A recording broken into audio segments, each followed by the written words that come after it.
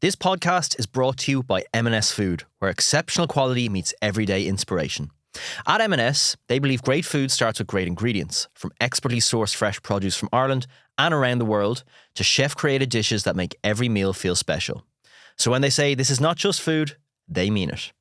As a chef, I've always loved the M&S approach to food, from the sourcing to the standards.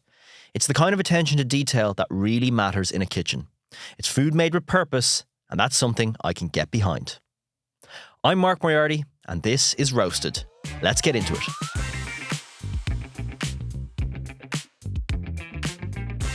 Welcome to Roasted with me, Mark Moriarty, where I chat with notable people about their lives through the wonderful world of food and drink. Now, my guest today is one of Ireland's most accomplished broadcasters and journalists, longtime host of The Last Word on Today FM, presenter of the chart-topping Path to Power podcast, columnist for the Irish Daily Mail and the Sunday Business Post. He was once the youngest ever editor of a national newspaper, the Sunday Tribune, at 30, if I've done my research right. And also the business editor of the Irish Independent. On TV, he's fronted everything from the Rugby World Cup to current affairs, made documentaries on World War I, Brexit, Donald Trump, and even Dennis Rodman. Best-selling author, books on leading Irish figures and the social and economic state of the nation, and his latest masterpiece, Dynasty, has just been released. On top of that, he's also a father of 5, a proud Corkman, and once upon a time, a budding goalkeeper. Matt Cooper, welcome to Roasted. Very good. I was a goalkeeper. What did you think of all that? Budding. Thank you. I don't know why I was surprised at that. Why? Why were you surprised? I don't know. What's a goalkeeper role? I wasn't fast enough to play out the pitch. What age were you when you started that? Oh, well, I played Gaelic football up until minor level as a goalkeeper. And we, on a very good team, a couple of the lads that I played with went on to win All-Irelands with Cork. And we lost the minor final in Cork in 1984. It was my fault in goal, but I'll brush over that one. And I played a bit of soccer up in Dublin when I moved to Dublin. I used to play with a team called St. Jude's. And it was aptly named patron saint for hopeless causes, and played out of Marley Park. And I loved that, but I actually finished way too early. I only came to it late, and I was sort of in my late 20s when I went to playing soccer, just to distinguish. I know it's football, but distinguish from Gaelic football. I loved playing it, but then when I became the editor of the Tribune at 30, I couldn't play Saturdays anymore. And then I could have played on the Sunday team, but it just was too much with small children and not been there the way. So my football career ended back then, which I still miss. This was kind of pre-Stephen Cluxton when goalkeeping wasn't what it is now as well. Or were you the mastermind of the tactics? No, actually, this is one thing as well that, you see, I'm so old at this stage, right? You used to have a kicking tee, right? In either Gaelic football or rugby. So when I played rugby, I was a goal kicking number 8. Okay, and occasionally would be played. Again, I didn't have enough speed to actually be any good, but at the levels I was playing at, I would play either at number 8 or at out half or full back because I kicked everything. And I was not a bad kicker of a ball in rugby, but I was a poor kicker of a ball in Gaelic football, so they wouldn't even let me take the kickouts. I was a non-goal kicking goalkeeper, all right? And they used to give out to me because I had rugby boots and the rest of it.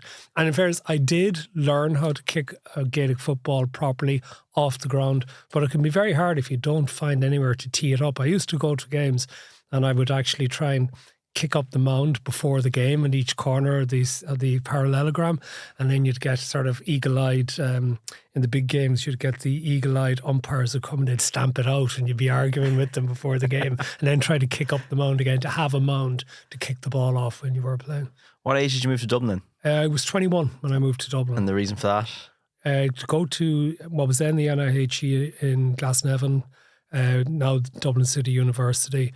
They had a graduate diploma course in journalism, which I think was about 5 or 6 years old at that stage, which also involved work placement. And that's what got me started. That's what I wanted to do. I had a commerce degree from UCC and I didn't want to go into business, which sort of ironically, given that I ended up becoming a business journalist afterwards, and in things like being editor of the Sunday Tribune, an awful lot of it was actually running the business as much as anything else. But I didn't want to be in that space. I had always wanted to be a journalist since I was very small. And I remember in my leaving cert year, I went to a school in Cork called the North Mon, Christian Brothers School. And this was 1983, and time when Cork was in deep economic depression. And the career guidance teacher says, what you want to be? Well, actually, I'd love to be a journalist. And he says, do you have any relatives into paper? Which, of course, the Cork Examiner. And I went, no. Then forget about it, he says. You have no chance of becoming a journalist if you're not related to anyone in there, which was not quite fair to the paper. But he sort of dissuaded me and said, get a degree. And in fact, it's something I would say to anyone who's interested in getting into journalism or getting into media or whatever, get a degree in something else rather than going into one of the degree courses, get a broader perspective on things, and then do a master's in journalism or whatever and find a different way in, is the way I would suggest actually doing it. Although, unfortunately, now we've got to a stage whereby the starting salaries and the career prospects in journalism are nothing like what they were when I was starting out, which is a real, real pity. How'd you end up editor at 30 then? Bit of good fortune, I suppose. I suppose the real good fortune I had was I worked for his first year in Business and Finance magazine. Then the Sunday Business Post was set up in November 1989 was the first edition. They hired me 2 months beforehand. The 4 journalists who set it up, they hired me, gave me an awful lot of responsibility very early in a small publication. The Business Post made its mark and the Irish Independent headhunted me. In late 1992, they came after me on a few occasions. I said no. And what was great was they kept bidding the pay rates up and then offered to make me business editor of the Irish Independent at the age of 26. And I went in and had a team of journalists that I was responsible for and seemed to have made an impression doing that and made an impression on even the likes of Tony O'Reilly, who was the chairman of independent newspapers as it was at the time, even though he was the boss of Heinz in the United States. This was one of his sidelines. He was a remarkable figure, and I wrote a book about him in 2015 called The Maximalist. He was one of the biggest figures in Irish life in the late 20th century across rugby, business, interaction with politics. But the Independent essentially had control of the Sunday Tribune, and there was an editor. The vacancy came up for editor, and I was basically told, it's yours, you're having it, you're going in there. And this was a turning point for my life, and it was one of the most wonderful experiences I could have had working with absolutely brilliant people and a fantastic thrill of bringing up what was a really, really good newspaper every week. And I did it for just over 6 years. And then an opportunity came up. I had been doing a little bit of stand-in work for Eamon Dunphy on Today FM on The Last Word. And I was interested in broadcasting. That had been something I've been interested in since a child. I had done a year actually in RTE presenting a programme which nobody ever saw called Marketplace in the early 1990s. Myself and Vincent Wall were the co-presenters. I was doing it every Thursday afternoon. I would get the afternoon off from the Business Post and I would go and present it. And I did that for a year. And the programme went so well on RT2 as it was then. It was moved to RT1. Then they decided that Vincent and myself, they needed a new presenter. I was told that I didn't have enough weight or experience. I mean, I did put on the weight afterwards, but at the time I was told I was sort of too young because I was only in my... I think I was 24 when I was presenting it, and it was all sort of serious business stuff. They found some woman to come in and replace us, actually. They gave us some woman called Miriam O'Callaghan. Sure. Yeah, so things. I think she did okay in RT afterwards, And so that was the end of my television career at that stage. And I didn't really care that much. I just loved newspapers. And so when I got the opportunity to go into the Tribune, I loved it. And then I was doing a bit of stand-in work for Dunphy, and then he left The Last Word. They offered me the gig. And that was probably the biggest career decision I had to make in my life was, would I give up something that I loved doing in newspapers and that I'd worked towards to take a big gamble on radio? And I did it. And it would have been November 2002. It was November the 9th that was my final newspaper as editor. And I remember that because my third daughter, Millie, was born on that day as well. And I started in January 2003 as presenter and editor of The Last Word. And I've been there ever since and will be there for the next few years as well. You seem to be, at all those points, kind of ahead of your time in terms of age and experience. Going into an editor role, going into a TV role. Was there a sense of who's this upstart coming in and telling us all what to do, the young lad? I suspect there was, but not that I was actually really considering. Well, no, I did consider it. I mean, I would have been very much, particularly in the Irish Independent, These were people with a lot more experience with me, so I was sort of respectful of that situation. I had to be respectful of it, but I still wanted people to do things the way to get the end product out the way I wanted it.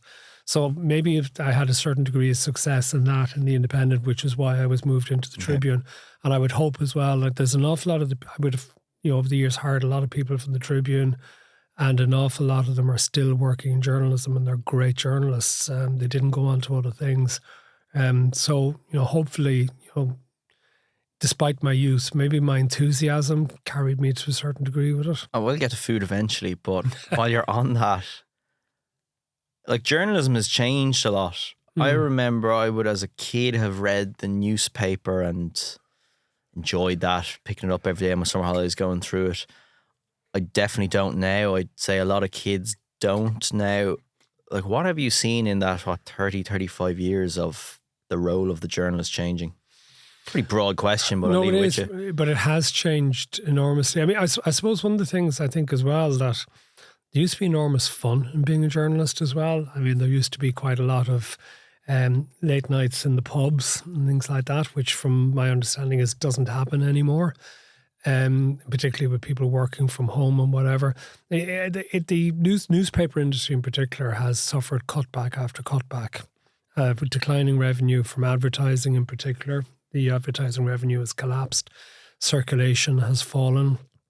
So many people read their news content now off a phone rather than on an actually printed newspaper. They probably don't read much of it either. It's top line stuff. I wonder sometimes about that. I sometimes think we don't give people enough credit.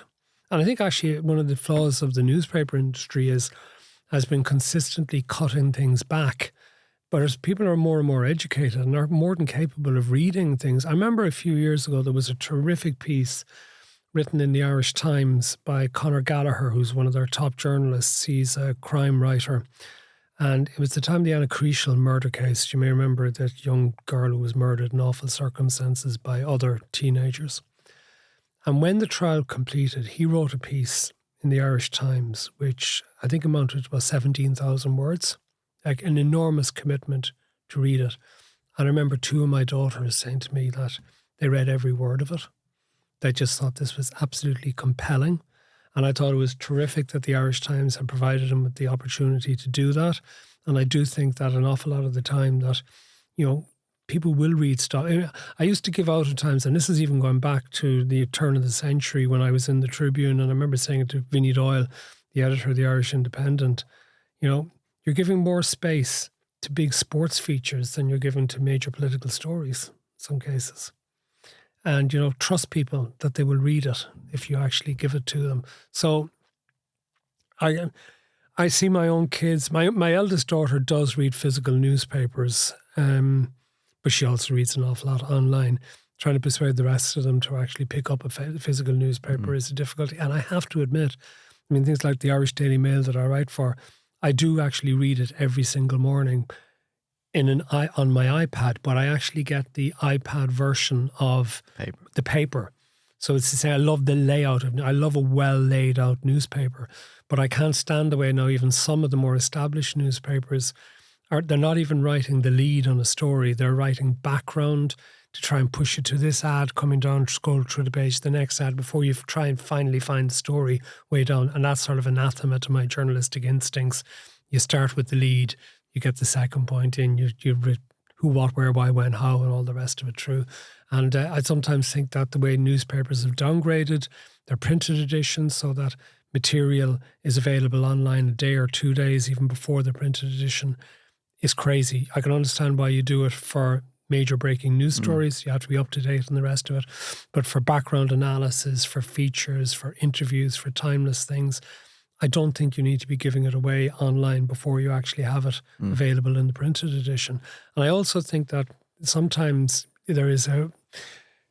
sometimes journalists can think everything has to be immediate. But one thing that really strikes me is even on things like podcasts, the one that I do with Ivan Yates, Path to Power, is topical. And yet I get people start telling me about they just listened to the one from 3 weeks ago and they've still enjoyed it. Yeah. And I'm thinking, oh, that's interesting. We would have thought that was out of date, but they're still trying to catch up on things. Journalists still play an important role in society though, I imagine. Well, Yes and no. I think it is important to have journalists out there reporting on things, letting people know, making up their own minds for themselves. I sometimes think journalists can overestimate their own importance when it comes to information and decision making. But I think we'd actually definitely need professionally trained journalists working in cooperation with others so that there's sort of checks and balances as well, rather than the nonsense that you get across social media from so-called citizen journalists who are basically a lot of the time just spreading propaganda and who seem to believe that opinions or rumours should be treated as fact. Like the food reviewers online. Everyone's a food reviewer. Can I tell you a story about that, actually, going back to my time as a Tribune, right? Okay, Ross Lewis is a very, very close friend of mine who you'd know well. Yeah. Chapter 1 restaurant, Osteria Lucia. He knows his onions. He knows his onions. So I could tell you a few stories about Ross, but anyway, one day, it was back in 1998, and Ross and Jessica, his wife, and Aileen, my wife, and myself went out for lunch together on a Sunday. And we went to a restaurant, and it was one of Conrad Gallagher's restaurants. It was the one that he had in the Fitzwilliam Hotel. Peacock Alley. Was it actually called? He had Peacock Alley originally down in South William Street. I think, when he moved. He kept the name when he moved it, right? So some great paintings. Yeah, right. So we went to lunch there, and we had the lunch, and Conrad wasn't there. And anyway, we went through all the way through to coffees and stuff. And next thing, Conrad came in, and Conrad wasn't in good form. Conrad's a big man, as you know. And Conrad sat down. He sat down in front of me, and he sort of looks at me. And Ross was quite friendly with him. And Jessica had worked for him, I think, in one of the restaurants previously. And next thing, he looks at me, enjoy your lunch? Yeah, it was great, Conrad. Really enjoyed it. Yeah. Was your cappuccino tepid? And I just went, no, it was fine. It was lovely, thanks. And then he starts going on about other items on the menu, and he's been a bit aggressive and the rest of it and stuff. And anyway, there was a few other things happened, but anyway, we left the restaurant and we went to Neary's for a pint afterwards. And Ross starts giving out about newspaper reviews of restaurants and stuff. And he started giving out about Tom Durley, who would have been my restaurant reviewer at the time. Now, as it happens, in those days in the Tribune, I would have read every single bit of the paper before it went to be published. Magazine section, everything. But that week, I had been away for a couple of days, so I'd delegated the magazine to my deputy editor, who had gone through everything. So I remember saying to Ross, well, let's just take today. Let's find out what's today's thing, right? And I opened it up, and it was Peacock Alley, and Conrad Gallagher was the review. And I went, oh, Jesus Christ, we're after going to the restaurant on the day he's been reviewed. And I thought, hadn't I picked from my menu exactly the same starter, main course, dessert and cappuccino as Tom Durley had? And hadn't Tom Durley rubbished it? So Conrad must have thought I was taking the piss entirely, coming in, ordering exactly the same menu, and then saying, no, it was lovely, Conrad. Really enjoyed it. Very good. That's very good. I haven't heard that one from Ross. You've got a beef tostada in front of you. So lovely. As always on this, people send in the dish or the ingredient that they most love, and generally they're pretty generic. This one threw me. I was like, beef tostada, why? Because I had it somewhere recently, and I'm now trying to remember where it was that I had it, but I really enjoyed it. I think it might have been out of the country. You know what I love as well here? I'm not in person to describe this, but you have a bit of lime on top of it. And I love lime in my drink, in my food. I hate when somebody puts a lemon into my Coke Zero. It has to be lime. So that's just blind luck now. I just put that on because I found it in the supermarket. As part of the garnish. Well, okay, well, I am going to squeeze it on, and this looks absolutely delicious. It's always the part of the podcast where you can't. Well, you can hear it there now. That is lovely. So corn base, just a slow braise, bit of mix of mince, a little bit of beef flank in there.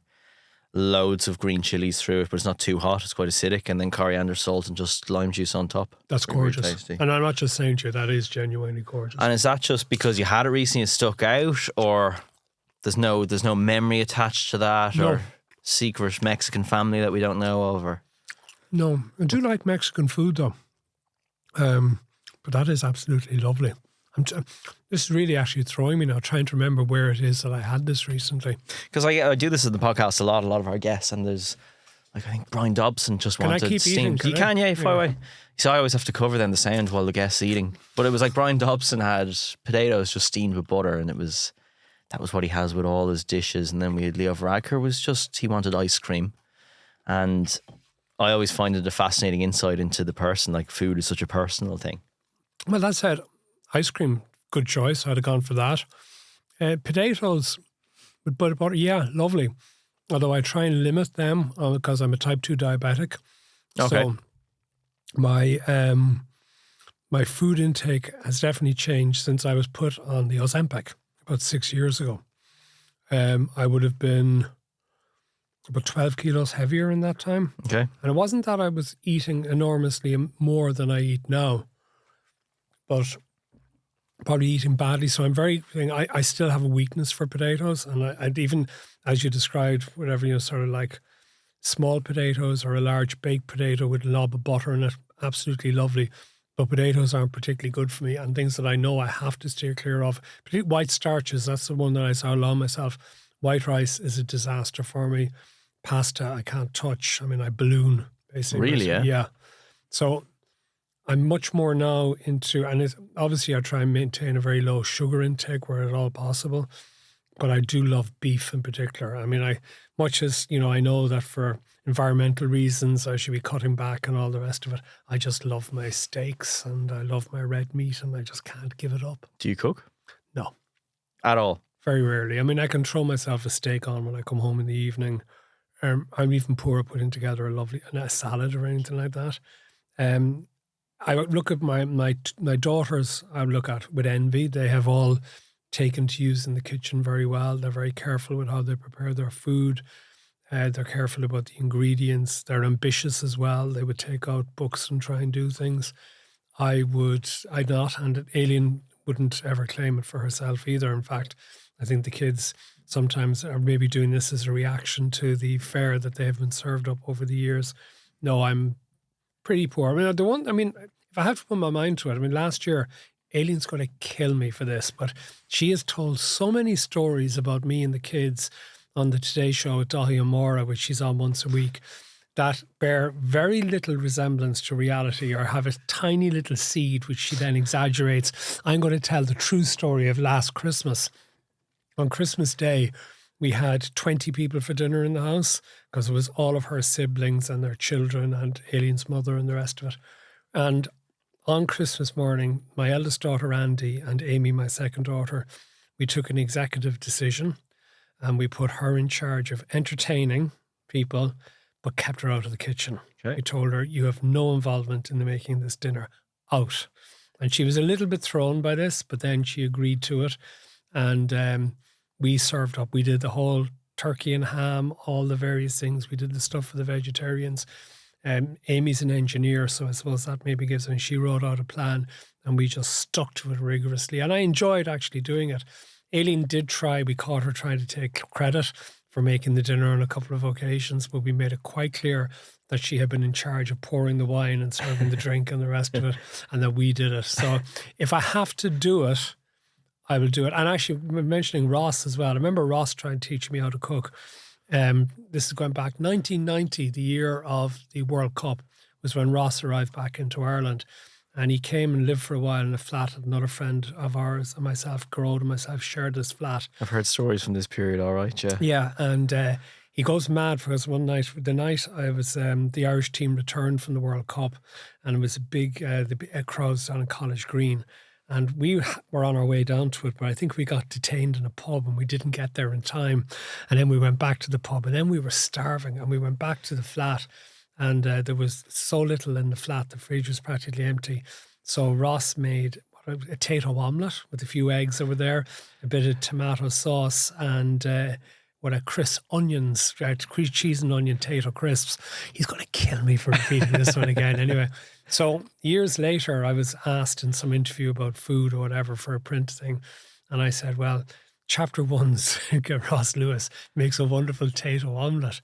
He went nuts because he said he was, at that stage, he hadn't got his first Michelin star. He was doing for it. And people were coming into chapter 1, winding him up, asking, would you do me a potato omelette? Yeah. So he never forgave me for that one. But I remember another night, he actually was trying to get me, we had a load of people in the house. So he was trying to get me to cook. And it was really interesting because it was quite simple. I think it might have just been a spaghetti bolognese or something. But he was literally kept me cleaning down everything, do the chopping stuff into the pan, clean. And I was worn out by following all of Russ's instructions. I think that might have turned me off trying to become a chef myself afterwards. Chef for the house, shall I say. Of course. Anyway, yeah. This episode of Roasted is brought to you by M&S Food. M&S work with the best producers from Ireland and beyond to bring real quality to your table. Like their Irish yogurts, produced in County Wexford by the Dunn family for generations. The yogurts are produced right there on the farm, so it's super fresh, and in my opinion, it's the best yogurt I've ever tasted. Tell me about food when you were growing up. Pretty basic. My father was a confectioner, actually. Right? Really? Yeah. But he did very little at home because he was in a bakery all day. Mad hours. Yeah, he'd be out on his bike at 5 o'clock every morning. He cycled to work. He never had a car, and he would be home at, say, 2 or 3 o'clock, or he'd be doing overtime and stuff, and he might sleep for an hour or two in the afternoon so that he wouldn't be going to bed too early in the evening. So he sort of slept in 2 shifts almost. And he always used to say to me, don't get a job that means that you're going to have to be getting up at sort of 5 in the morning to go to work, as he did up until the age of 65. But he would occasionally do at home. He would do wedding cakes for relatives or as a small mixer to make a few extra quid. And his speciality was doing the icing and things like that and the presentation of the wedding cakes. He'd been taken out of school, I think, as a 12-year-old by his father and brought down to Thompson's Bakery, where he would have started an apprenticeship in line with lots of his brothers. I mean, he was the youngest of 11 in the family, so there was a big thing in this. And the other thing my father would have been absolutely obsessed with was fishing. We lived right by the River Lee. For anyone who knows Cork, the city waterworks are out on the Lee Road, and we lived directly across the road from it. So I remember Aileen, the first time she stayed in the house, couldn't get over the noise from the river coming down because it's just at the weir. And I was going, what noise? And she's going, the noise from that. And it was completely what I grew up with. I didn't even hear it. But he used to be always on the weir and other places, salmon fishing and trout fishing. So the catch would often have been brought home and served up. And I hated it. I hated salmon. I hated trout. Wild salmon. Yeah. And I just absolutely, no. So I probably would have been a fussy eater and stuff. So, it was always pretty basic fare, to be honest. The Sunday speciality would have been a leg of lamb, roast lamb would have been the thing. And that always would have been enough left over for reheating on a Monday as well. So I always remember as a child, I suppose it would have been the leg of lamb, mashed potatoes and marrowfat peas. Class. Yeah. And did your mum cook? She would have done nearly all the cooking, actually, to be honest. Yeah. Because she was a stay-at-home wife at that stage. And stay-at-home wife and mother. So, yeah, she would have been the cooking. But, she wouldn't have been particularly ambitious or talented. And that's, God rest her, that's not a criticism stuff. That's just probably the way it was at the time. And who would you be more like? In what way? Personality. Good question. Probably more like my father. Yeah. And I think as well, my father was unfortunate that he never got the opportunities that I've been lucky enough to get. In that he certainly was bright enough, but it just didn't happen because he was taken out of school at an early age, sent into the apprenticeship, and just didn't get the opportunities in life that I've been lucky enough to have. It strikes me that the work ethic you've described of all the stuff you've done in the CV, I don't know how you fit so much into a day, but when you look at coming from a father who was a baker and the hours that go into that work, there's a correlation there. Possibly, yeah. And I think, he would have probably emphasised the need for hard work. But I think possibly an awful lot of what I do is based on opportunity that I never thought I would actually have. And I'm in the very fortunate position that nearly everything I do is because I enjoy it very much. You could say I don't need to be taken on doing podcasts and stuff, but I actually love meeting people and interviewing them. And I love the product that comes out of it. And also to a certain extent when you're a freelance as well, as has been the nature of what I do in radio, I never take anything for granted. It always has to be working at as good a pitch as possible to make sure that contracts get renewed and that I keep having the income coming in to provide for the family and whatever. Do you say no to anything? Yeah, because I love quite a lot of things, and I've left things behind and whatever and stuff. I mean, I probably do a little bit too much, and I'm conscious of that, and I am conscious, that I am getting that little bit older and having the diabetes and asthma and stuff. That I don't want to push myself too hard, and I want time. I've been taking up golf 5 years ago. I want more time for golf and all the rest of it, but there still are things I want to do. There will be more books, I imagine, that I will want to write. There'll be more I want to read. How many have you written so far? Well, if you take Jamie Heaslip's autobiography, which I was the ghostwriter for, and I'm credited with that on the book, 7 books I've done so far. That's an awful lot of time. It is.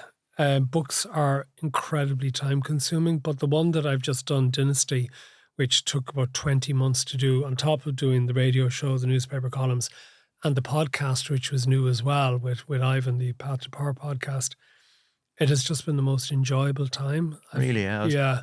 I had a ball doing it. I loved doing the research. I do my own research. Some people say to me, do you have people that you would get to actually do the research, like doing the prepping, I suppose, in the kitchen? And I actually like doing that myself. I just want to find out things myself. And I think I did a really strong job of research and finding out stuff, which I was really surprised to discover. I love meeting people, to actually talk to them and interview them and the rest of it. And then I love the challenge of structuring it all so that it becomes a coherent, cohesive narrative. And this particular one, I think, has worked. It's worked exactly as I wanted it to work. Particularly, I had a brilliant editor, Rachel Pierce, who I worked with. And then even things like coming in here with Aidan Power to record the audio version of the book was another new experience, something that I hadn't done before.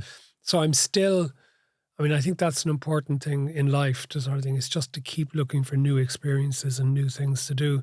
And maybe even that's why the tostada came up, is I had something new recently to eat somewhere, can't remember where, I think it might have been in Portugal, and it just sort of thing, to always find out new things, be looking for new things in the time that you have. And you still take great pride when a book is finished and you see it, it first opens the box with that. I opened that box, I love that moment of opening the box and getting the physical copy of the book into my hand.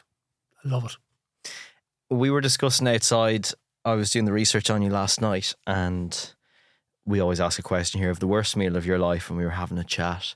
So part of the research, if you Google Matt Cooper imagery and you go through everything, there's a photo of you getting off a plane with Dennis Rodman in Pyongyang, which I didn't know, and I was like, what the F you know what is going on here? And I looked into it. 2009, no, 2014. 2014, sorry. Yeah. You went to North Korea. Yeah, with Dennis Rodman. Why? I wonder why at times myself. And I know, actually, I remember Aileen started thinking, this is another one of his mad ideas. It'll come to nothing. And then, to her shock, suddenly I was on my way. So it was your idea to start? Yeah. Okay. Basically, there's a long story in this, so I'll try and do the shorthand version of it. And then you can see the outcome of it. There is a documentary movie, Dennis Rodman's Big Bang in Pyongyang, which I narrate, as well as appearing in. So for those who are not familiar, Dennis Rodman was one of the 90s great basketball superstars. And he played with the Bulls in Chicago, and he was an incredible figure for the tabloids at the time, relationships with the likes of Madonna. He told me one story about himself and Madonna, which cannot be broadcast in this or any other podcast, right? But I know more about him and Madonna than I really should know. Okay. Anyway, right. He... a big character, and not just 6'7" basketballer and all the rest of it, a big outgoing mad character. So anyway, the bookmakers Paddy Power came up with this idea for a peace game in North Korea involving Rodman. They were basing it on ping pong diplomacy from the Nixon-Kissinger era with the Chinese, try to do the same with Kim Jong-un. And I know the former chief executive of Paddy Power at the time, Paddy Kennedy, and he was at a sideline of a football match the week they announced they were going to do this. We had kids played on the same football team. And I said to him, what's going on here? And he sort of tells me the idea behind it and the rest of it. And I remember actually, I still remember it all. I went off to get coffee for him and for me, walked down to the local coffee shop in between two games. And I was thinking to myself, God, that'd make a great documentary. So I went back to him and I said, that would make a great documentary. And he says, well, we've already hired a British production team, but you're welcome to look into it. I'll put you in touch with the lads. So anyway, I ended up in Paddy Power Bookmakers with some of the other guys who were involved in it. And they said, well, if you want to go along too. And Kieran O'Hara, who works with me in a lot of my projects. And we've done lots of documentaries together, and we did GA together and TV3 stuff. Kieran said, you get a book out of this? I said, yeah, that's a good idea. So anyway, through the jigs and the reels, we managed to get visas to go. And Paddy Power dropped out of it in middle of December 2013. Explain to me, how'd you get visas? Do you have... Well, this is really interesting, right? We applied for visas, and first of all, they didn't want to give us visas, journalists, whatever and stuff. Then Paddy Power was going to pull out because of things that had happened. And the North Koreans, they realised that the North Koreans they were dealing with were terrified that if this thing didn't go ahead, they were going to get thrown in prison or killed. So they were persuaded to go ahead, but they started making it conditions that I had to get a visa and Kieran had to get a visa. So we got the visas under duress. Is there an embassy or do you... In London. Oh, London. In London. Anyway. And actually this became important as well. We got an invite came to us from the Olympic Federation of North Korea. And that became, to an extent, our sort of security thing. Because we left those letters back in Dublin, that in the event that anything happened to us, that we might get detained in Pyongyang, that these could be produced, that we were there as guests of the North Korean government via the Olympic Federation. And the gamble was the Sochi Olympics, Winter Olympics were on a few weeks later, and they were getting involved for the first time, and that they would be in trouble if they were holding journalists who were guests of the Olympic Federation. Maybe it was a flimsy insurance policy, but that was our insurance policy, and I think it actually did become important. So anyway, between the jigs and the reels, we end up getting allowed to go. Paddy Power pulls up because Kim Jong-un whacked his uncle, had him taken out of Parliament in December 2013 and executed. Down in Malaysia or somewhere, wasn't it? No, that was another story. That's next podcast. Next podcast, right? Anyway, so this was his uncle who gets whacked. And anyway, the next thing is Paddy Power out of it, but everything has been organised. So we go and we meet up with Dennis Rodman and his team in Beijing. No, I had met Dennis Rodman in London a couple of months earlier and I got on fine with him. And there was an English production team and we were thinking of making a sort of another different documentary. But as it turns out, we just pitched in with them and I ended up as the narrator on this documentary of this 4 insane days in Pyongyang, which culminated in a basketball game, an exhibition game in honour of Kim Jong-un for his birthday. Because Rodman was a great friend of Kim Jong-il. No, it was Kim Jong-un. Kim Jong-il was dead at this stage, right? So it was Kim Jong-un. So, the meal, and this is important, and this is important to the documentary, which I think is still available on YouTube if people are looking for it. The worst meal of my life for a couple of reasons. We were brought to a banquet. Now, North Korea is a country where the only fat person is Kim Jong-un. I mean, they are literally subsistence. There's a large problem with having enough food to feed the people. You do not see fat people. Everyone is thin. But they're very thankful. If you go to a banquet, if you start drinking, you have to have a drink with every course and you have to finish it out with them. So I had been advised, and this suited me perfectly, to say that I didn't drink. So no alcohol at all. And once they say, oh, well, you don't drink. So that's fine. But the banquet that they subjected us to, offered us 20 courses. Except every course was an individual item. Just a single small, like the tostada you put in front of me. So they were nearly all that size. And then you had a couple of bigger sizes that you had a piece of meat. God knows what it was. This is in a country that has no food as it is, really. But they were showing off to us. And most of it was inedible. How bad was it? Like flavour or? Flavour, presentation, texture. What is it? Are you sat there going, what am I doing at any point? Because what happened is we're at a table and Kieran's with me and we were assigned minders for the whole trip. The minders essentially walked us to the bedroom door of our rooms and then left. And like Watched you all night. We weren't allowed to leave the hotel. We weren't allowed to do anything. You know, we very strongly believe there were cameras in the hotel room. The phone was bugged. Well, there was no internet access. We weren't allowed to make phone calls. Apart from one phone call we were allowed to make. And I started talking to Aileen in Irish. And my Irish is so bad, she thought it was Korean. And she thought I had been, that they had actually taken control of my mind or something like this. No, she's exaggerated that for effect in her interviews. But anyway, I'll give her that one. It was a good line. Anyway, but at that meal, there was the minders, and then there was a few other people were there as well from the ministries, and they were just sort of observing us. And then Rodman was completely out of it. He was so drunk and he wasn't eating. And then he comes over to the table and I'm sort of watching him, and he gets a bit unsettled because I'm watching him, and he starts shouting at me, "No book, no book." Now, he had told the entire team in Beijing that I was there to chronicle everything for the book that would be done. And then he starts shouting, "No book." And then the North Koreans start interrogating me as to why I was there. And I'm going, I'm here because, I actually thought I was goosed. It was the scariest hour of my life.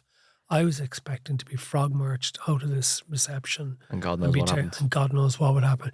Kieran beside me was literally frozen solid. You could see he was like, oh my God. And I'm there going, Rodman, what are you doing to me?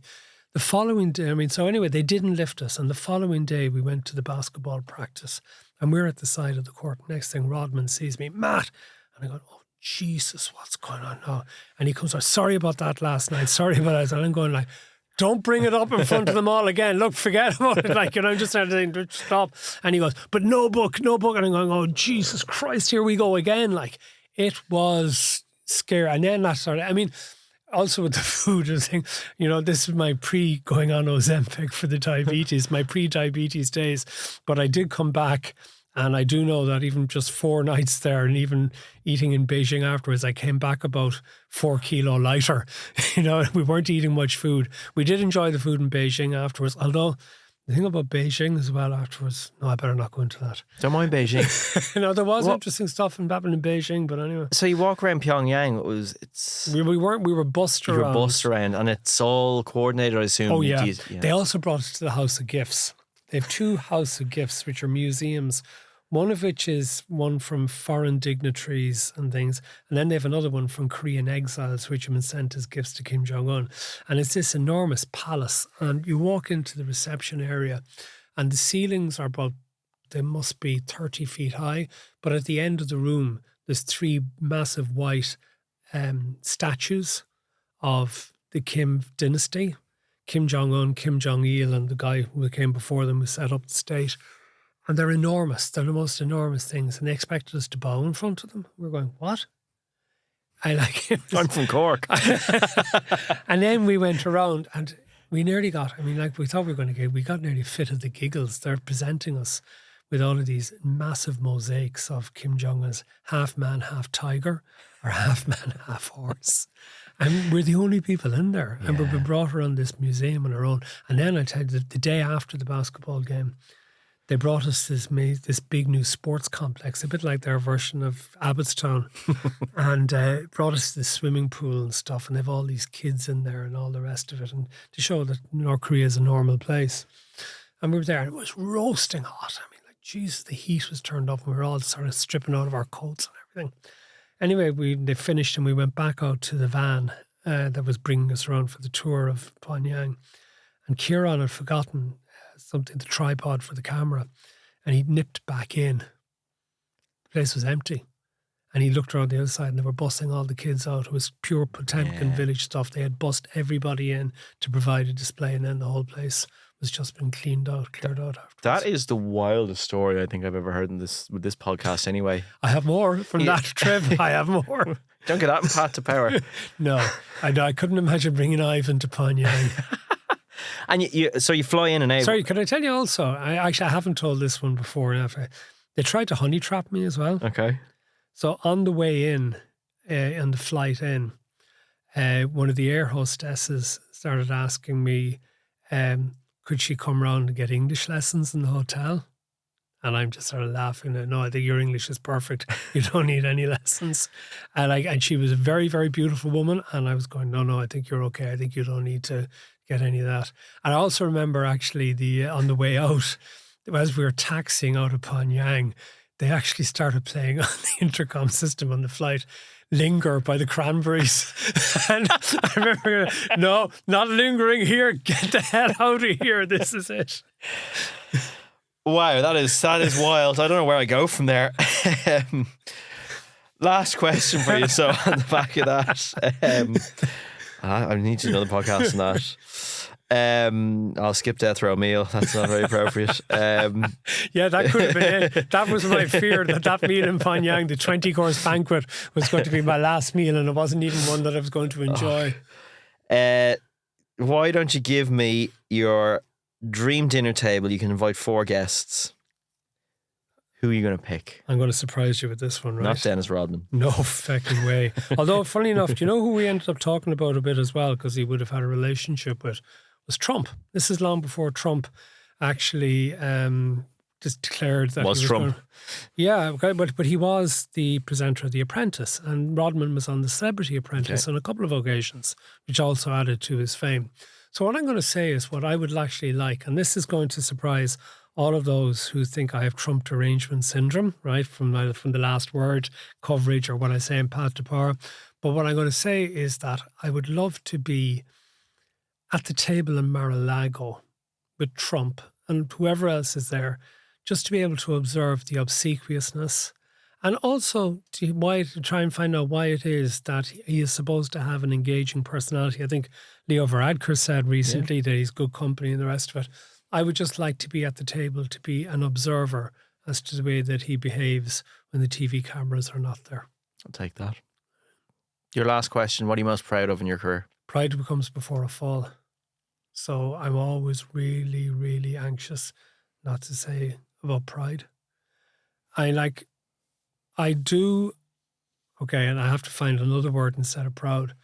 I am very happy that I have completed nearly 23 years on the last word. I don't think I would have, or anyone else would have expected I would endure that long, and that I will be there for at least another 3 years, health permitting and the rest of it, and hopefully longer than that, even that. I do look back with a large degree of, pride at what we'd managed to do in the Sunday Tribune when I was editor there. I think we had a really consistently good newspaper for over 6 years. Of the books, I particularly I still like my Tony O'Reilly book, but I also do think that I've actually managed to do a good job on the latest book, Dynasty, that, I feel that, that this is something that I'm happy to stand over. Matt Cooper, thank you very much for joining us. Thank you very much.